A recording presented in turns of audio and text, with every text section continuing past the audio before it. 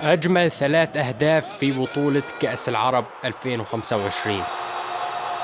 في المركز الثالث هدف أبو طه على المنتخب الكويتي، كرة صاروخية لا تصد ولا ترد، هدف خرافي يستاهل يكون من أجمل أهداف البطولة. وفي المركز الثاني هدف عمر خريبين على المنتخب القطري. المنتخب السوري كان خسران من المنتخب القطري بنتيجة 1-0. المنتخب السوري كان بأكمله تحت الضغط، ولكن يأتي عمر خريبين في الدقيقة 90 ويرسل قذيفة ليكون هدف تاريخي. نتكلم على دقة الشوطة أو قوة الشوطة أو أهمية الهدف للمنتخب السوري. أي مشجع لمنتخب السوري لن ينسى هذا الهدف الجميل جدا، هدف مهم وجميل. وفي المركز الأول هذا الهدف يترشح للبوشكاش، خطيرة جدا. لا لا لا لا لا لا لا هدف أسامة الطنان على المنتخب الأردني في النهائي بطولة كأس العرب، هدف أبعد من 50 متر وحطها أسامة. يا سلام يا أسامة، هدف تاريخي ومن أجمل أهداف في تاريخ البطولة حتى. وهذه أجمل 3 أهداف بالنسبة لي في بطولة كأس العرب.